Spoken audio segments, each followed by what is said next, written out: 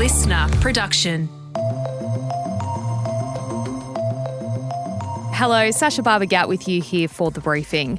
A general strike and protests involving hundreds of thousands of protesters swept Israel overnight our time. Israelis have been venting their fury and devastation after its military recovered the bodies of 6 captives from Gaza. But will all this anger actually achieve results? Whether or not this will lead into a major escalation in the outrage is something that everyone's trying to guess, but nobody can really have a good answer to. The joining of the unions is certainly something that we haven't seen yet, and if anything can happen, hopefully that will certainly add to it. That chat coming up in the second half of this episode. First, Bension Siebert is here with this morning's headlines. It's Tuesday, September 3rd. Good morning, Sasha. We kick things off in Paris this morning where we've won more gold. It started with Lauren Parker taking out the para-triathlon women's PTWC. Then our mixed para-swimming team won the 4x100 medley relay with Alexa Leary storming home to clinch the gold medal. Here's the moment she found out that they also set a new record. They were a bit in front and I was like, I've got to chase these people. We're the best team ever. We're going to win this year. Did we get a record? Yeah. Oh, yes! Paralympics record, yeah. Oh! That audio courtesy of 9.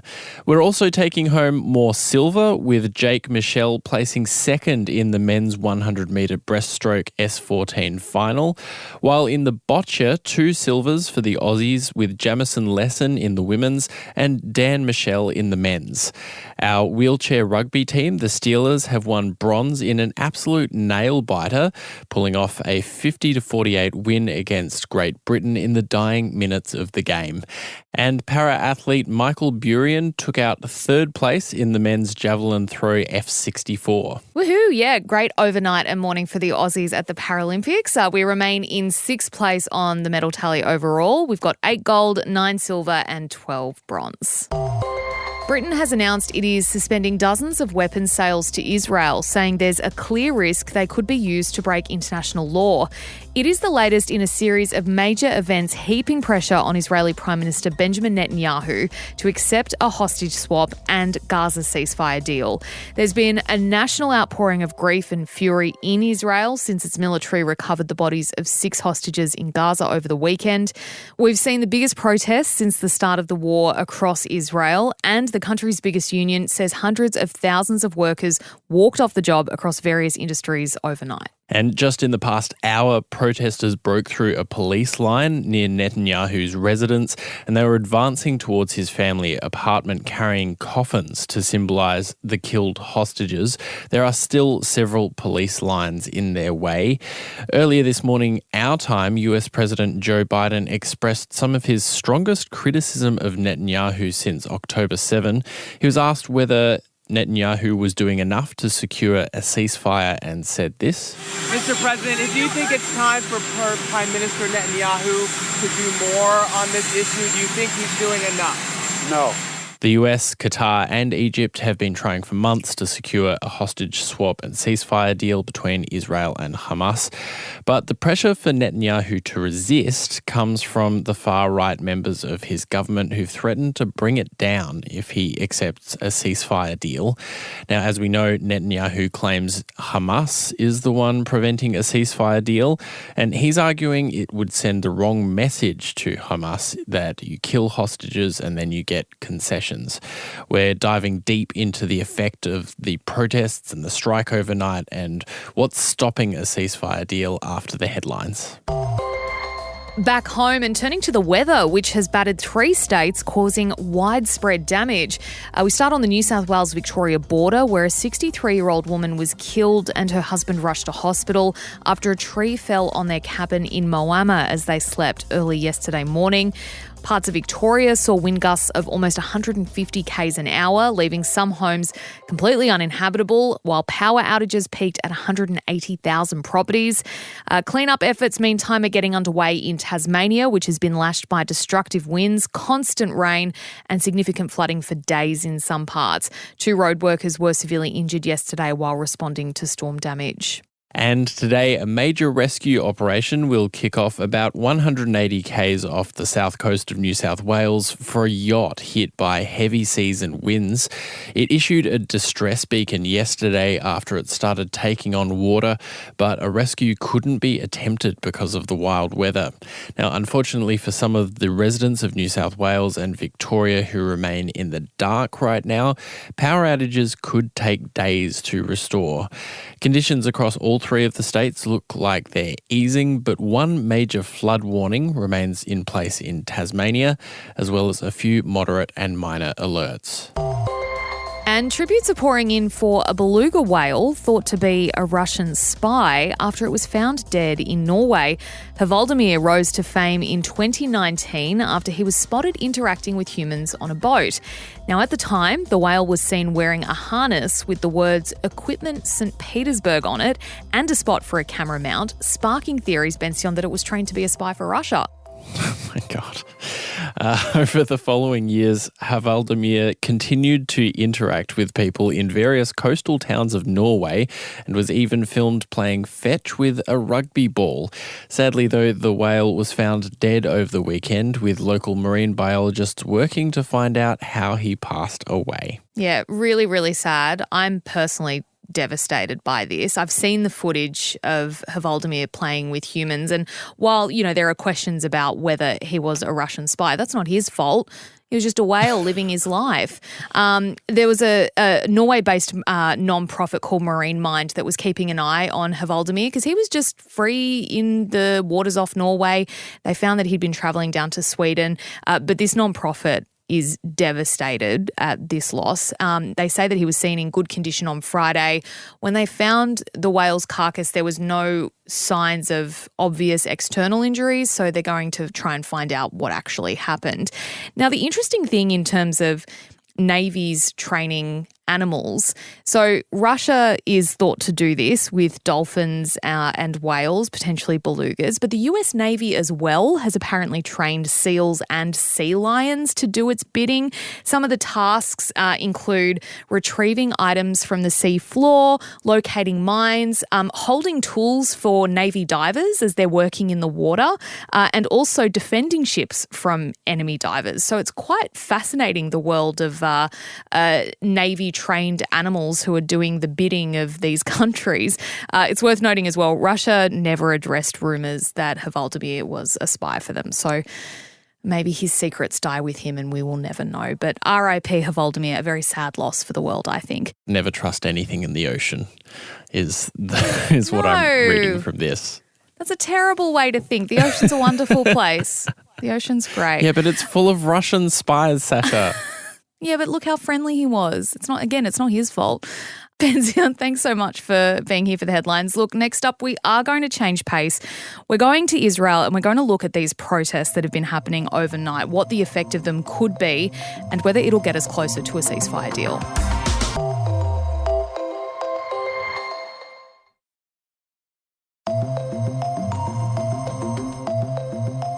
Benjamin Netanyahu has faced down protesters before. The Israeli Prime Minister has resisted calls for his resignation over failing to prevent the October 7 Hamas terrorist attacks and his failure to get Israel's remaining hostages home after almost 11 months in captivity in Gaza. But he faced his biggest challenge yet overnight. The first major workers' strike since the war began shut down Israel's international airport. It shut down banks, manufacturing plants, healthcare facilities and businesses. At the same time, hundreds of thousands of Israelis have been demonstrating on the streets. Meanwhile, a US-endorsed ceasefire and hostage prisoner swap deal has been on the table between Israel and Hamas since May. But could this strike and these demonstrations finally force Netanyahu to accept it? Dr Eyal Mayroz is a senior lecturer in peace and conflict studies at the University of Sydney. Eyal, thanks for joining us on The Briefing. We're witnessing some of the largest demonstrations in Israel since the war began, and this is the first major workers' strike. How significant is this moment? Well, as we speak, it is still unclear exactly how many attended these demonstrations. I've seen a wide range of numbers, but certainly well over 100,000. But regardless of the exact or precise number, it's still certainly the most well-attended demonstration since the beginning of the war. I think what is really important is that just before the terrible revealing of 6 new dead hostages, the Israeli public seemed to be resigning to the impossibility or the difficulty of forcing the Netanyahu government to concede and do something productive towards hostages and prisoners exchange. And so the numbers of protesters and protestations were kind of diminishing in number.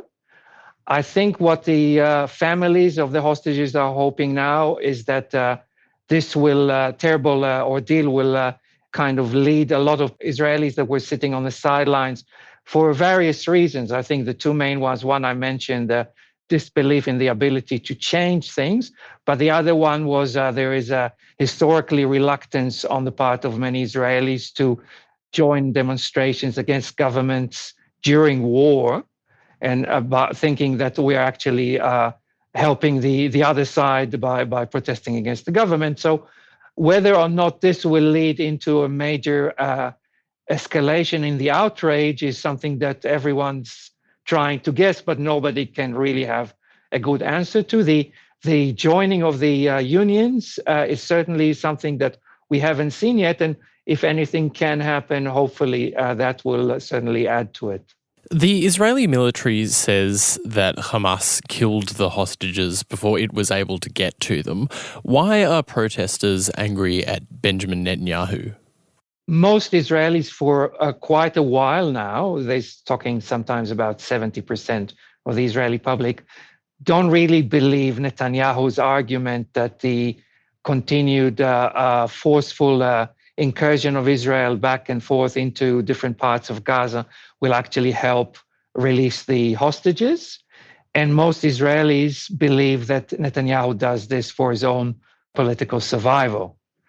And so while no Israeli really tries to take the blame away from Hamas, who obviously is the perpetrator, starting from the abduction, but now the latest killing of 6 hostages, the focus is on Netanyahu because they believe that if there is to be any kind of change, it has to come from Israel rather than from Hamas. So I think while no Israeli is letting Hamas off the hook, they are pressuring Netanyahu because they see him as responsible for these deaths and obviously for others. Why hasn't Israel and Hamas agreed to a ceasefire deal? I think there are a lot of factors in this equation, many on both sides.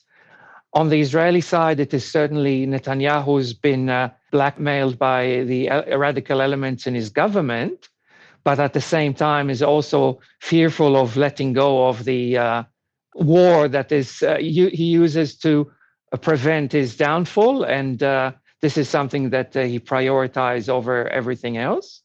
On the Hamas side, I think Hamas is speaking at the moment in one voice, but there seems to be disagreement among some people in the Hamas leadership as to how far Hamas can go in terms of concessions towards a ceasefire. But the hardliners are saying we can't allow any ceasefire unless Israel agrees to fully withdraw from Gaza.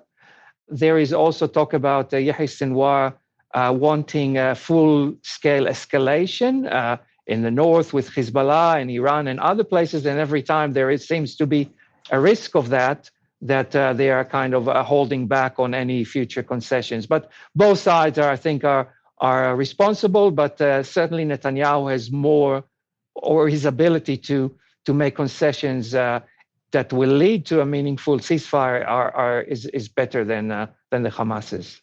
Do you think that the escalation of these demonstrations against the government and also this major strike, being the first since the war began, demonstrates a certain failure of humanity on the part of advocates here, because this is happening because 6 Israeli hostages have been killed in Gaza, but more than 40,000 Palestinians have been killed since the war began. Well, I think this is a very complex answer to an important question. What the world sees is not what Israelis see in terms of the devastation of Gaza. There's also the tendency when you're in a traumatic experience, as the Israeli public has been experiencing, to let go of a lot of, if you like, ethical and moral convictions. And I think this has happened to an extent, or it has informed the Israeli public refusal to express outrage at what has been happening in Gaza, because the rally around the flag, or if you like, the rally around the Star of David, if you like, has been going on for a long time. And the idea that we are the victims, the whole world doesn't appreciate that, everyone's blaming us while Hamas is responsible for what has happened, is very much animating not only large parts of the Israeli public, but also large parts of the Israeli media, who are the conduits to the public of what is taking place. As you mentioned, the polls in Israel have shown that Israelis broadly want Benjamin Netanyahu to step down. There's been mass protests before, but maybe not at this scale during the war. What do you think, if anything, could force Benjamin Netanyahu to resign?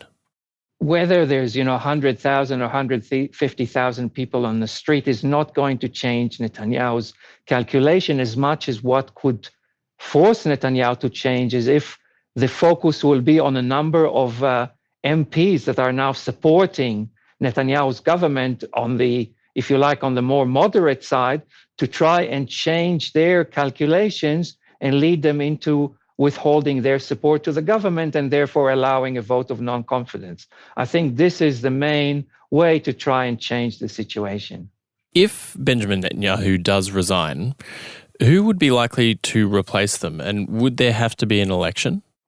Well, there's 2 options. One is that Netanyahu resigns and somebody else from the coalition takes the leadership, but I don't see that as happening. We are likely to see sooner or later, and hopefully much sooner, toppling of the government and a new election being called, in which case likely a coalition of the centrists will take power. And how will that affect everything? A lot of things will happen before that. So something to certainly to look forward to, but hard to know. Are you concerned that these mass protests could turn violent? We have seen some violence involving far-right groups wanting IDF soldiers accused of sexual violence to be released, for example. Look, it is very difficult to sustain mass protests over time. So we have an outrage now, but how far and how long will that outrage extend is hard to know. Whether or not there'll be some violence, certainly the small-scale violence could take place, but the challenge and the problem for the demonstrators will be to maintain that outrage long enough to have a meaningful political effect.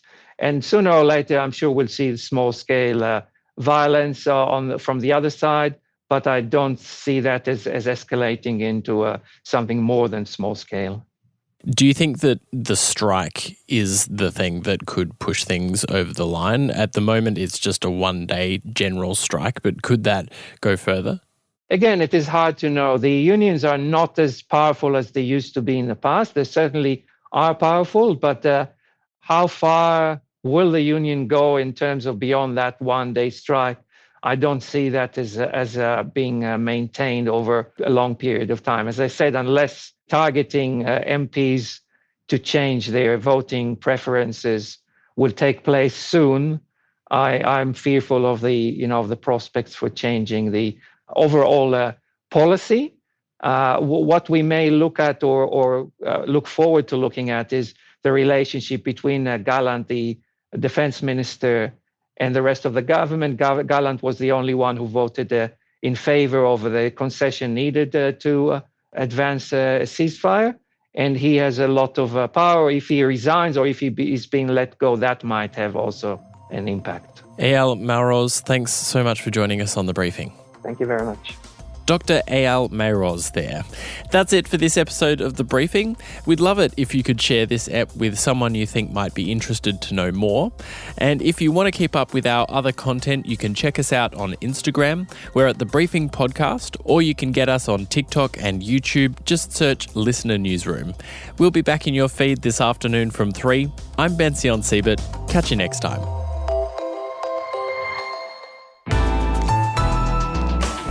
Listener.